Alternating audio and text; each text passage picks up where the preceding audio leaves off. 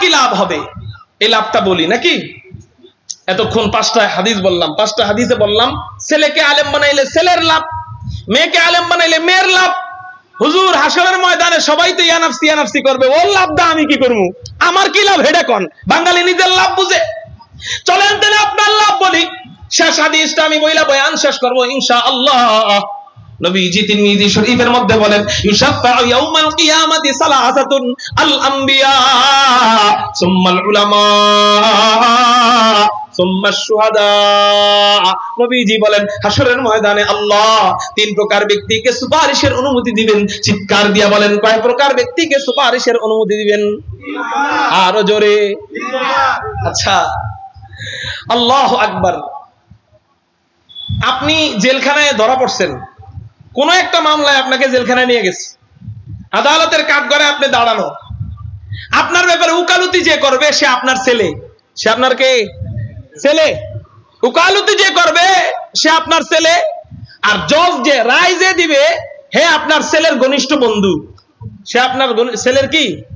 ঘনিষ্ঠ বন্ধু। এমন বন্ধু যে আপনার ছেলেকে খুশি করার জন্য সে আপনার ছেলে যেমনে চায় সে অমনেই দেয়। আপনার ছেলে যেমনে চায় সে অমনেই দেয়। আপনার ছেলের ইশারায়ও সে আপনার ছেলের খুশি মোতাবেক কাজ করে। এমন ঘনিষ্ঠ বন্ধু। এই আসামির কোনো চিন্তা আছে নি? ছেলে হলো উকিল, আর জজ যে রায় দিবে সে ছেলের ঘনিষ্ঠ বন্ধু। এতটাই ঘনিষ্ঠ বন্ধু, ছেলের চেহারা বেজার হইলে ওই জজে সহ্য করতে পারবে না। নবীজি উকিল, নবীজি কি? হাসরের ময়দানে নবীজি সুপারিশকারী, আর আল্লাহ নবীজির এমন বন্ধু যে নবীজির চেহারা বেজার হইলে আল্লাহ পাক সহ্য করতে পারবে না।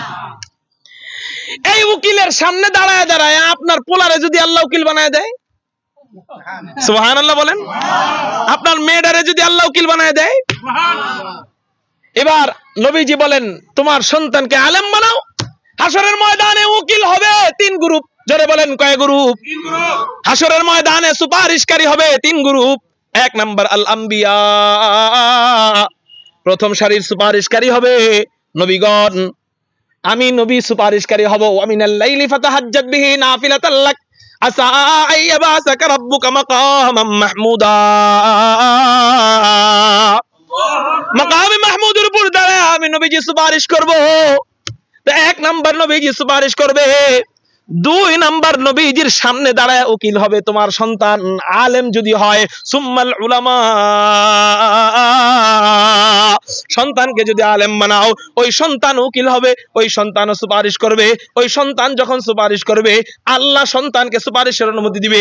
ওই সন্তানটা যখন সুপারিশ করবে আল্লাহ পাক রব্বুল আলামিন সন্তানের সুপারিশ কবুল না করার কারণে কবুল করবেন না এই নিয়তে অনুমতি দিবে, না কবুল করবেন এই নিয়তে অনুমতি দিবে? কবুল করবেন বলেই তো অনুমতি দিবে। তার মানে আপনি আপনার ঘর থেকে একজন উকিল বানায় রেখে গেলেন। কোন জায়গার উকিল? আখিরাতের উকিল। আপনার ঘর থেকে একজন সুপারিশকারী রেখে গেলেন। আপনার লাভ কি বাবা? আপনার লাভ কি মা? আপনার বড় লাভ হইলো আপনার সন্তানটা একজন সুপারিশকারী হলো। আপনি কবরে যাবেন, নবীজি বলেন ওই আলেম আপনার ব্যাপারে সুপারিশ করবে। ওই আলেম অথবা হাফেজ আপনাকে সুপারিশ করে জান্নাতে নিবে। আলেম যে কতজনকে সুপারিশ করবে এটার হিসাব নাই, তবে হাফেজের ব্যাপারে হিসাব আছে 10 জন। কয়জন? হাফেজের ব্যাপারে ইবনে মাজাহ শরীফের হাদিসে আসে 10 জন। আর আলেম যে কতজনকে সুপারিশ করবে ভালো জানেন কি? অন্য হাদিস থেকে বোঝা যায় একজন আলেমকে যত হাজার মানুষ ভালোবাসবে সবার ব্যাপারে সুপারিশ করবে। সুবহানাল্লাহ বলেন। আচ্ছা তাহলে বলেন আলেম বানাইলে ছেলেরও লাভ, মেয়েরও লাভ, গার্ডিয়ানেরও লাভ, ঠিক না ভাই? ঠিক। এখন আসেন, আমার যদি একটা ছেলে নষ্ট হয়ে যায় জাতি বেশি ক্ষতিগ্রস্ত হবে, না আমার একটা মেয়ে নষ্ট হয়ে গেলে জাতি বেশি ক্ষতিগ্রস্ত হবে? বুঝেন নাই। আমার যদি একটা ছেলে নষ্ট হয়ে যায় তাহলে জাতি বেশি গুমরাহ হবে, না মেয়ে নষ্ট হয়ে গেলে জাতি বেশি গুমরাহ হবে? মেয়ে নষ্ট হইলে জাতি বেশি গুমরাহ হবে। কেন? খেয়াল করেন। এই এলাকায় পুরো এলাকার মধ্যে একজন চরিত্রহীন পুরুষ আছে। কয়জন? আবার একজন চরিত্রহীন নারী আছে। কথার কথা। এই পুরো এলাকায় একজন চরিত্রহীন পুরুষ যদি থাকে তাহলে নারীদের এত ভয় নাই। কেন? চরিত্রহীন পুরুষ হাফ প্যান্ট পইরা এলাকার ওই মাথা থেকে ওই মাথা পর্যন্ত প্রতিদিন যদি 100 বার ঘুরে, কয়শো বার? ওর দিকে কয়জন নারী ঝুঁকে পড়বে, ওর প্রতি কয়জন নারী দুর্বল হবে বলেন? আমার মনে হয় একজনও না। কারণ ছোট্ট সময়ের থেকে নিয়ে একজন পুরুষ একটা প্রেম করার লেগে 25-30 বছর পর্যন্ত এলাকায় ঘুরে, মাগার একটা প্রেমিকা পায় না। ঠিক না ঠিক?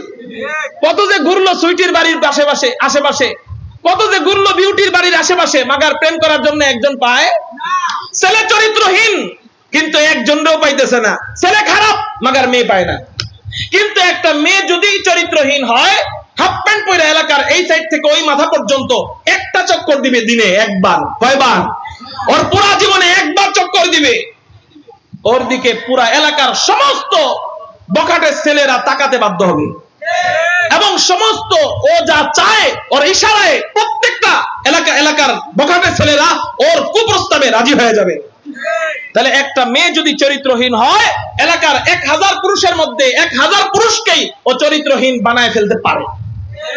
কিন্তু একটা ছেলে যদি চরিত্রহীন হয়, ও 1000 মহিলার মধ্যে 1-2 হইতে পারে, 1-2 ছাড়া বাকিদেরকে চরিত্রহীন বানাইতে পারবে। তাহলে বলেন, মেয়ে যদি বদ্দিন হয়, দেশ জাতি ক্ষতিগ্রস্ত বেশি হবে কি হবে না? এর বড় একটা প্রমাণ, 16 বছর পর্যন্ত পুরো দেশটা খেয়ে গেছে একটা মাইয়া, শেষ পর্যন্ত ভাইগা চলে গেছে এক জায়গায়। ভালো, শুকরিয়া, অনেই থাকেন, এনে আসেন না, আপনার জায়গা ওই গরুর মুখ খরগো লগে। ঠিক না ঠিক? মেয়ে যদি নষ্ট হয়, মহিলা মাদ্রাসা হলো এই জাতির অক্সিজেন। বলেন, এই মহিলা মাদ্রাসা এই জাতির কি? একজন মা ঠিক তো একটা ঘর ঠিক, একটা ঘর ঠিক তো দুইটা ঘর ঠিক, 3টা ঘর ঠিক হবে তো একটা সমাজ ঠিক হবে, একটা সমাজ ঠিক হবে তো একটা দেশ ঠিক হবে। ঠিক না ঠিক? আপনার একটা মেয়েকে আলেমা বানাইছেন। কি বানাইছেন বাবা? আলেমা বানাইছেন। খেয়াল করেন, শ্বশুর বাড়ি দিয়ে দিচ্ছেন। শ্বশুর বাড়ির কেউ নামাজ পড়ে না, শ্বশুর বাড়ির কেউ নামাজ পড়ে না। কিন্তু মেয়েটা আলেমা হওয়ার কারণে মেয়েটা কি করে? নামাজ পড়ে। হঠাৎ করে মুয়াজ্জিন আজান দিছে, আল্লাহু আকবার, আল্লাহু আকবার। মুয়াজ্জিন আজান দিছে, তো আজান দেওয়ার সাথে সাথে আপনার মেয়েটা কি করবে? আলেমা হইছে না, মাদ্রাসায় পড়ছে না, ওই শ্বশুর বাড়িতে কেউ নামাজ পড়ে না, কিন্তু আজান দিছে পরে ওই মেয়েটা কি করবে? নামাজে চলে যাবে। 1 দিন যায়, 2 দিন যায়, 3 দিন যায়, বৈঠকে বসে যখন নামাজ পড়ে 1 মিনিট, আজান কয়টায়? 29-এ। 1 মিনিট বলি, হ্যাঁ, টাইম কি আছে 1 মিনিট নাকি? আচ্ছা, 1 মিনিট। খেয়াল করেন, ওই মেয়েটা আজান দিলে নামাজে চলে যায়। বৈঠকের সবাই এটা খেয়াল করছে, মেয়েটা যখন নামাজে চলে যায় সবাই মেয়ের জামাইয়ের দিকে তাকায়। অর্থাৎ ওখানে ভাইগনারা বসা, ওখানে ভাইগনিরা বসা, ওখানে ভাবি বসা, ওখানে মামা বসা, ওখানে মামি বসা, ওখানে মা বসা, ওখানে বাপ বসা, সবাই বসা। হঠাৎ করে দাঁড়ায় চলে গেছে নামাজে বউ। সবাই তাকাবে কার দিকে? জামাইয়ের দিকে। বউ চলে যাওয়ার পরে কার দিকে তাকাবে? জামাইয়ের দিকে। কেন তাকাবে বলেন তো? চোখের মধ্যে একটা ভাষা আছে, কথা আছে। বলেন তো কি কথা, কি ভাষায় তাকায় বলেন তো? বলেন বলেন। তোমার বউ নামাজ পড়ে, তুমি নামাজ পড়তে পারো না। ঠিক না ঠিক? তোমার বউ নামাজ পড়ে, তুমি পড়তে পারো না। এবার 1 দিন যায়, 2 দিন যায়, বউটা কলার দইরা জামাইরে ভিতরে নেয়, দরজাটা লাগায়, উন্নাটা খুইলা কোমরের মধ্যে বাইন্দা কয়, তোমার ভাত আমি আর খামো না। কয় কি হইছে? কয় এই যে আমি একা নামাজে চলে আসি, তুমি নামাজে মসজিদে যাও না, সবাই আমার দিকে এইভাবে তাকায়, তোমার দিকে এইভাবে তাকায়, তোমার না লজ্জা না থাকতে পারে? আমি তো মাদ্রাসায় পড়ছি, আমার লজ্জা করে না যে আমি নামাজ পড়ি, আমার জামাই নামাজ পড়ে না? আজকে থেকে যদি তুমি মসজিদে না যাও, তোমার ভাত আমি আর খাম না। বেটার মাথা গরম হয়ে গেছে। যখন কইছে ভাত খামো না, তোমারে ভালোবাসবো না, মেয়েটা ওই পুরুষের সাইজ বানায় ফেলাইছে। পুরুষ যতই বাহাদুর হোক, যতই দারোগা হোক, যতই এসপিডিসি হোক, বউর কাছে হেরা বিলাই। যদি খালি কয় তোমার ভাত আমি রানবো না, শেষ। তারপর ওই জামাইটাও আস্তে আস্তে নামাজি হয়ে যায়। এবার জামাইও নামাজ পড়ে, বউ নামাজ পড়ে, 2 জনের বরকতে আলহামদুলিল্লাহ। এবার 2 জনে উঠা যায়। 2 জনে যখন উঠে তখন সবাই বুড়া মা আর বুড়া বাপের দিক তাকায়, অর্থাৎ মেয়ের শ্বশুর শাশুড়ির দিকে তাকায়। কেন? তোমার পুলা আর পুলার বউ নামাজ পড়ে, তোমাকে এক পাও গেছে কবরে, তোমরা বুড়া হয়ে গেছো গা, তোমরা নামাজ পড়বে আর কবে? ঠিক না ঠিক? আস্তে আস্তে এই বুড়া বুড়িও নামাজ শুরু করে দেয়। এই বুড়া বুড়ি যখন নামাজ পড়ে, আস্তে আস্তে পুরা বাড়িটা নামাজের পরিবেশ কায়েম হয়ে যায়। ঠিক না ঠিক? এজন্য একটা মেয়ে ঠিক তো সব ঠিক। আচ্ছা, ছেলেটাকে ডাক্তার বানান, ডক্টর বানান, ব্যারিস্টার বানান, ইঞ্জিনিয়ার বানান, কেন? কামাই খাওয়ার জন্য। মেয়ের কামাই খাওয়ার কারো আশা আসেনি? মেয়ের কামাই খাওয়ার আশা আছে? মেয়েটাকে এমএ পাস করানোর নিয়তি 80% 90% মা বাবাদের নিয়ত যে মেয়েটার এমএ পাস করাবো এই জন্য যে ভালো এক জায়গায় বিয়ে দিয়ে দিন, ঠিক না ভাই? ঠিক। তো বিয়ে দেওয়ার জন্যই যদি পড়ান, আমি বলি তাহলে এমন শিক্ষাই শিখান যেই শিক্ষায় দুনিয়ায়ও লাভ, আখেরাতেও। এবার শেষে একটা গোপন সূত্র আপনাদেরকে বইলা দেই, গোপন খবর আপনাদেরকে বইলা দেই। বাংলাদেশে 98% ছেলেরা কলেজের মেয়ে বিয়ে করতে চায় না, মাদ্রাসার মেয়ে বিয়ে করতে চায়। কেন? এরা জানে যে ওই যে কি কলেজ, ঢাকার ইডেন কলেজ নাকি জানি নাম, হ্যাঁ, ওই কলেজের টয়লেটের পিছনে একদিন ঘুরা দিবেন, ঘুরা দেওয়ার পরে বড় বড় এক এক জিনিস পাওয়া যায়। এটা আমি শুনছি কিন্তু আমি মুখে বলতে পারবো না।